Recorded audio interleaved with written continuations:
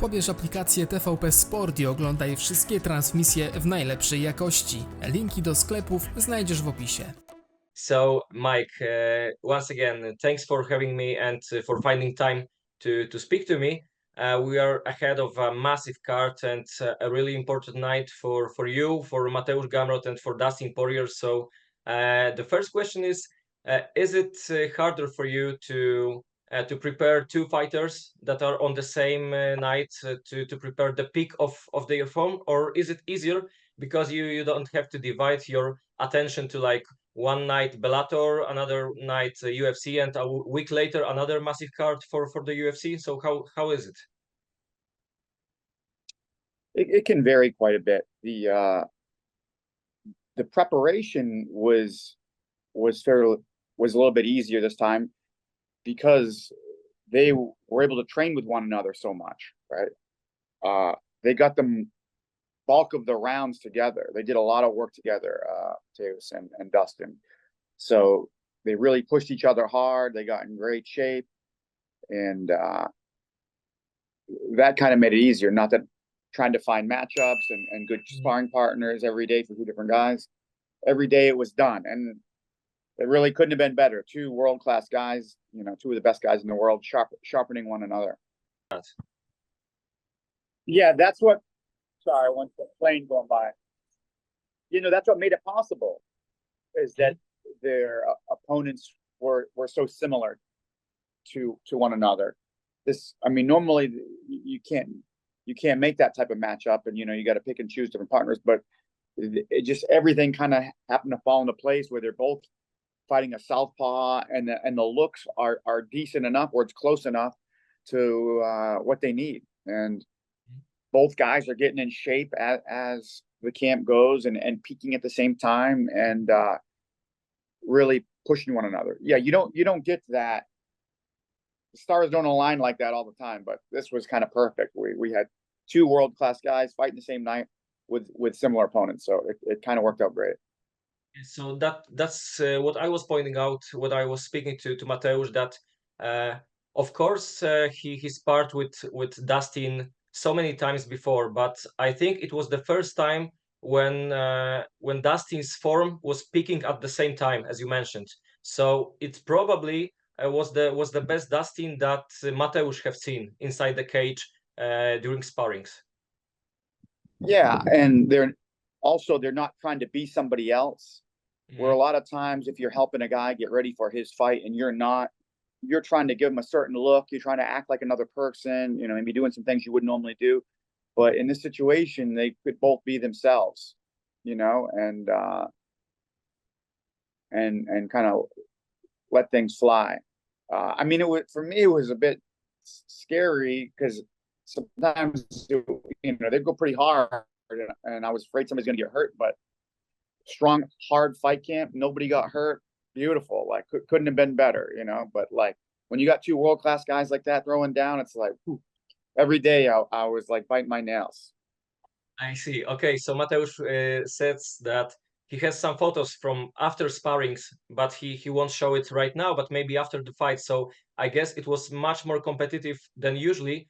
And were there any times that you had to step in and maybe tell them to pump the brakes and to remember that this is not a fight, because they are both of them are so competitive, and I guess it can be really hard at some times.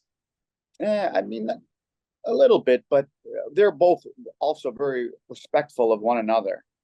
Yeah, and they know where the line is. You know, they're both veterans and know how to push right to that line without going over it. So we didn't have any problems like that. you see. I guess one thing that Polish fans were pointing out during this fight camp, when you look at Dustin's Instagram, there are always all of the photos are with Mateusz, and there are really strong words from Dustin. And I think I've never seen before something like that, when he was posting photo with Mateusz and copying that with the brotherhood and that kind of words. So I guess their relationship is on another level right now. Yeah. Yeah, I mean, they you know, sweat and bled together, all camp. But they push each other very hard, very hard.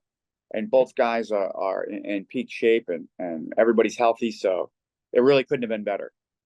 I see. Also, some of Polish fans were disappointed how low Mateusz fight it's on the card, but I guess it's quite comfortable for you because there is a lot of time before one and another bout for you to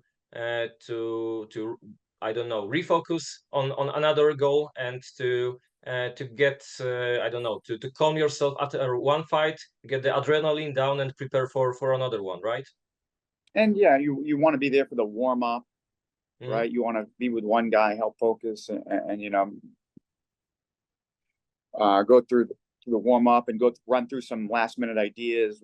Keep our head straight, know what we're looking for, and then we're able to reset and do the same thing with the next guy.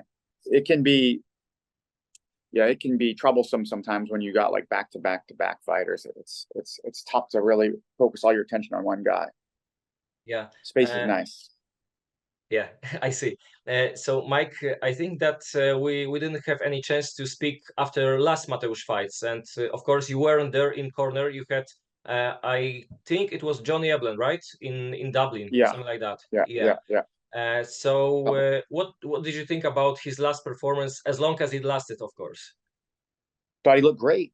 I thought he looked awesome. I mean, he's showing it in the gym. He's showing what he's capable of. He's grown tremendously. He has all the experience, the genetics. He's elite world-class guy, and this was a good test for him. This was against a guy who's one of the absolute best strikers in the division, if not the sport. A guy with a ton of kickboxing experience, and wasn't super long, but he showed he wasn't afraid of the striking, and he was landing his shots. He was landing more clean punches than Fiziev. So it shows how far his striking has come. It looks like Fiziev maybe hurt the knee, and it looks like it could have been from a kick from Gamrot. So yeah. This is a good win, and I think this shows a little glimpse of what he's capable of. Mm-hmm. I think Mateusz never was so trusting in his striking before this fight, and even if he didn't get KO or something like that after this during this fight, I think he really believes himself in a striking zone. And after these rounds, I think Mateusz yesterday told me that he went for about 50 rounds during this camp with Dustin. So of course another elite striker. Yeah, no, his vision and his ability to see punches coming at him is as sharp as ever, and he can now compete and stand in, I think, in front of anybody in the weight class. And of course, it's mixed martial arts. A lot of times you're just using that to get to where you need to be, whether it's takedown or not. But you need to be comfortable, you need to be confident, and you need to be able to touch him with your hands before you do anything else. So let's talk for a moment about his opponent, Rafael dos Anjos. I think what's the problem with I don't know if it's the right word, a problem, but I think the fans, not only in Poland, are urging Mateusz to get a finish, to get him on the top of the ladder. If you want to be on the top of the ladder in so packed division, you have to win, but also to win in flashy style. And Mateusz was really unlucky, I think, in last performances, because of course Fiziev, it wasn't his fault that he tore up his knee. And Jalen Turner, it was short notice, but many of US fans didn't take care of that. Didn't care if it was short notice or not, and they were maybe not really delighted with his performance. But I think is it important for you as a coach, or maybe quite the opposite? If you look for finish too much, it won't come. course you want the finish, but priority one is win. You know, get your hand raised. All the greatest, all the best, all the all-time greats were always cautious. You know, none of the guys were talking about like a Khabib or a GSP, you know, or Anderson Silva or Jose Aldo. All these guys in their prime, when they were on these very long win streaks, they were all cautious and careful. They weren't taking major risks, right? If you want to win consistently, year after year against world-class guys, you can't be taking risks. Even if you're an elite world-class guy, maybe the best guy in the world, you know, you're going to win 2 or 3 and then lose 1, 2 or 3, lose 1, just because the stakes are so high and the gloves are so small. Yeah, so what my point was that RDA is not the easy guy to finish, definitely, and even though he has many losses in his resume, it was always against top competition. That's one thing, and the other one, it's he's really durable. Even if you win him, even if you dominate, it's not easy to KO or submit him. 100%. And this is what I'm saying. Like, you don't want to put yourself at some major risk just to try to get this guy out of there, because that's not gonna come easy, and it may not come, right? It's difficult to finish, especially if you're talking about a submission. Like, as guys get more experience, the chances of them getting submitted goes dramatically down. I mean, there's many like statistics to show this. Very tough to submit a veteran. You know, sometimes the chin gets a little weaker, but this guy has not shown any weakness in the chin. His conditioning is top notch. He's not a guy that you can be confident in finishing. This guy is there to fight, and he can go hard 5. So, as a coach, what approach do you expect from RDA? Because Mateusz says he hopes that that RDA will be the one who pushes forward, who will try to attack, and that will initiate so many exchanges and maybe wrestling exchanges that will be action-packed fight. Yeah, I think RDA is not afraid to strike or grapple with anybody. You know, he doesn't care about what your wrestling pedigree is. He'll look to take you down if he can. You know, if he doesn't care about how many kickboxing fights you've had, he's willing to stand on his feet. He is not a guy that's influenced greatly by his opponent. He will fight his fight, and he doesn't really care what you're coming with. So I know you are not a promoter, not a manager, but as a coach, I don't know if you want to talk about it, and if you have any opinion on that. But do you think that maybe UFC didn't appreciate Mateusz enough last year? I mean, firstly, he had his fight on short notice, so he was saving about on the pay-per-view card. Then he had main event on Apex, of course. And it was, I don't know, maybe 4 weeks later, he decided to step on short notice, not on short notice, but to step as a backup for a title fight. And we were quite sure in Poland that even though he wasn't competing them, he made a weight, he was sacrificing himself. It should earn him top 5 fight next. And now he's fighting a lower opponent once again. Well, you know, I think that all that stuff, so much goes into that, like the top 5 guys. You know, maybe some of the top 5 guys won't fight him, or turn the fight down, or maybe they're already booked. So there's many reasons why, you know, a certain, you know, why you get matched up with who you get matched up with. I mean, he's a guy that's going to say yes to everybody, but that's not always the case with everybody. And I mean, and I get it. There's strategic moves, but I think that it was a good sign. And it shows that he's knocking on the door, that they were willing to book him as the backup for the title. So, you know, that shows that he is, you know, they know what kind of level he's at, and he's very close to getting that fight, right? It's coming soon. Yeah, so of course, and the other thing is that this is so packed division, and there are so many great matchups on, I don't know, maybe in 4 weeks or 5 weeks span, right? The two fights on this card, and then you have Arman versus Oliveira and Gaethje versus Max Holloway. I was quite surprised that Max steps in the second time at lightweight, and I think it's a really difficult matchup for him. I don't know if you have your perspective on that. Max against Gaethje? Yeah. You think it's tough for who? And for Max? Max, yeah. I don't know. I mean, that's a great fight. It's I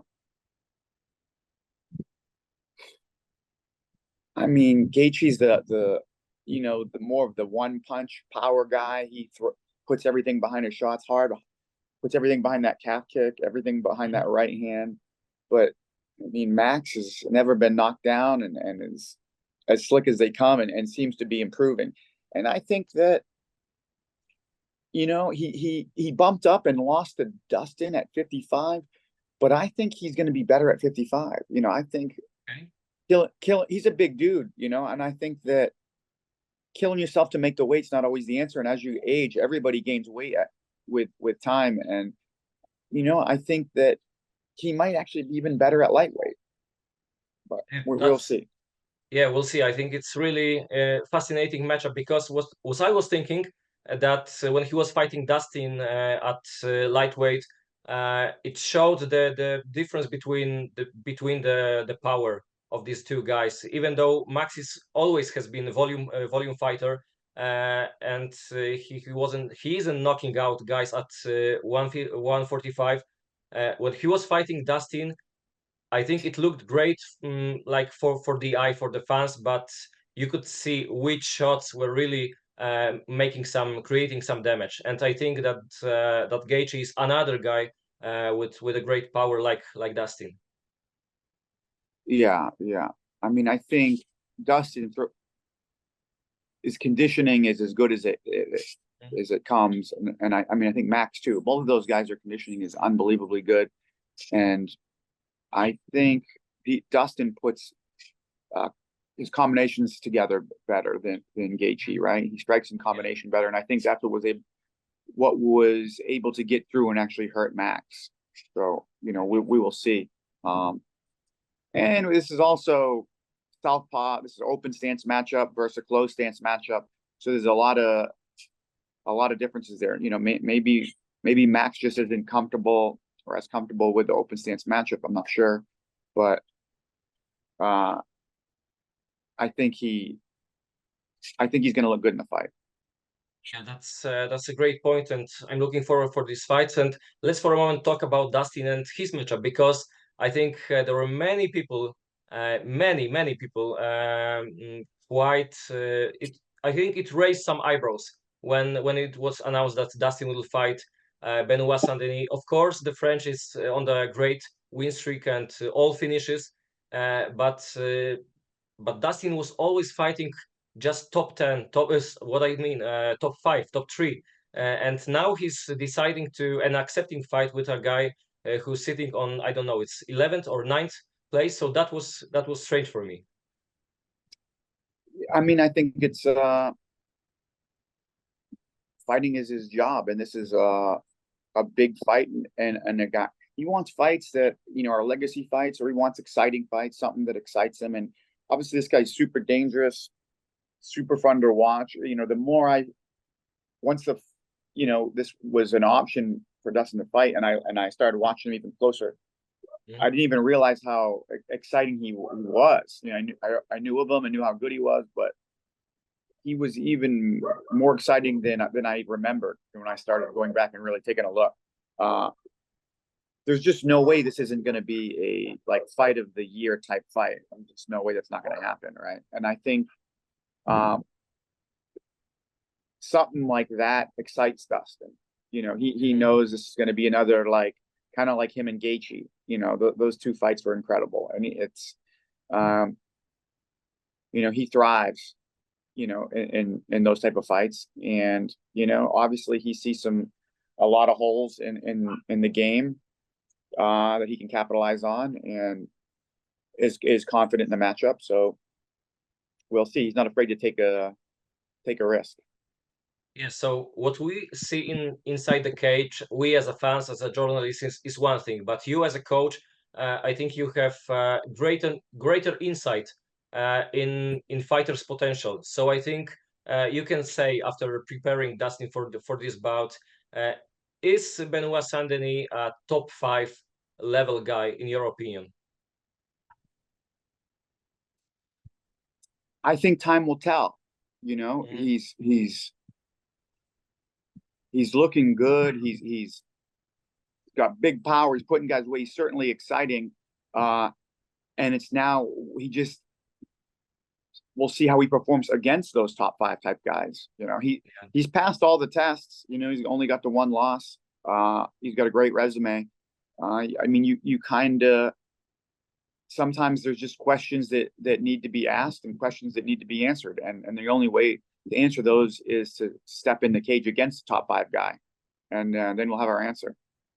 Yeah, exactly. Because there were some guys who were looking flashy, exciting, and when they face a top 5 competition, they were just bouncing back. Like I don't know. Arnold Allen is the guy at featherweight. When he was fighting Max Holloway, he was quite schooled, I think, during this bout. Yeah. Yeah, I mean that just shows how good Max is, though. Max is like Yeah. you know one of the best of all time.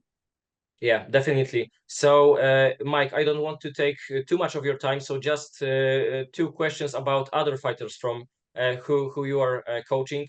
The first one is John Eblen, the guy who we mentioned at the beginning. What do you think? How long can he compete in Bellator or now PFL? Because when I look at him, I think he's not also UFC ready. He's, I don't know, title fight ready in UFC. Do I think he's title fight ready in UFC? Yeah. 100%. Now, this guy, I believe, is the best middleweight in the world, and we've thought this for a while at the gym. You know, Mhm. we see at the gym, we see cross promotion training. We see guys, train UFC, Bellator, PFL. We see the mix. You know, so we have a good idea of where guys stand, and I believe Johnny has all the tools, and he can beat he can beat anybody in the world. Mhm. It's right now I think he's happy where he's at. They're taking care of him really well, and as long as they keep setting up with exciting fights, challenging fights, and he can grow as a fighter, then he's in a good spot. When a time comes and they can't do Mhm. that anymore, then maybe it's time to move on. But I think that he's in a great position, and um, we believe in him. We believe in him big time. Okay, so when we were talking about UFC, even hypothetically, what do you think would be the most exciting, stylistically, the most exciting fights for him? If you look, I don't know, at top 5 at middleweight in UFC. Um, well, I mean, I would love to see him against, the highest level guys, Pereira, um, or I would love to see Duplessis, of course, right? Yeah.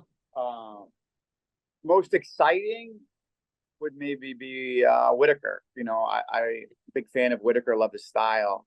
So, I think that as far as from an excitement standpoint, I think that'd probably be the most exciting matchup we could see. Mhm. I think the guys if they don't have much wrestling, I think that those fights would come a little easier for Johnny, because Johnny has some high level wrestling with high level conditioning. Yeah, so that's why I was thinking that maybe you will tell about Khamzat Chimaev, because two elite wrestlers, and that would be a fantastic matchup for Johnny. Yeah, maybe so. We just haven't seen him so much, right? And Yeah. how many fights has he had at 85? Did he have one, two?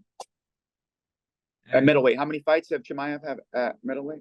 only one Only one. against, and it was against Kamaru Usman, so he's not Right. quite middleweight. Right. So there's some like questions to be asked there too, right? Like just a Yeah. little. I mean, I'm a big fan, but he's fights a little too infrequently. You know, I'd like to see him in there a little more so we can get a grasp of what he's doing, where he's going, if this guy wants to be champ or what. I'm not sure what's going on with all that, but obviously he's a great fighter and exciting guy. Okay, and the last one from me, about a fighter who is actually coming to UFC quite nearly. Will Kayla Harrison make 135? Because when I was watching her fights and even commenting them in PFL, it seemed to me that it's quite impossible for her to make 135, and maybe 145 might be challenging for her.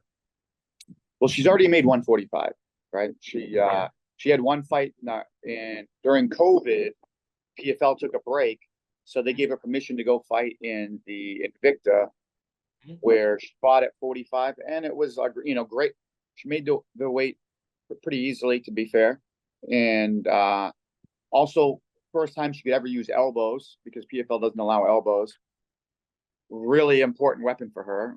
You know, she was able to do a ton of damage with a ground and pound, which is difficult to ground and pound with no elbows. You know, and that's kind of her game. So I think that's good. But no, she's really not a lightweight, right? They were fighting at 155, but she should never have been fighting 155. That's what PFL had, and that's where she fought. But she was very light for that weight class. She walked around like 160 pounds. Okay. I think most of the girls, she looks very strong and muscular, but like size wise, she wasn't huge. Those girls were bigger than her. Most of the girls she fought were I would say 10, 15, 20 pounds bigger than her. Okay. That's interesting. So either way, Mike, I'm looking forward to this weekend, and I hope everything goes well for you, for Mateusz, for Dustin, and of course it was great to catch up with you, and I hope I see you later. Right on. Yeah, it was good chatting with you, and we'll talk to you next one.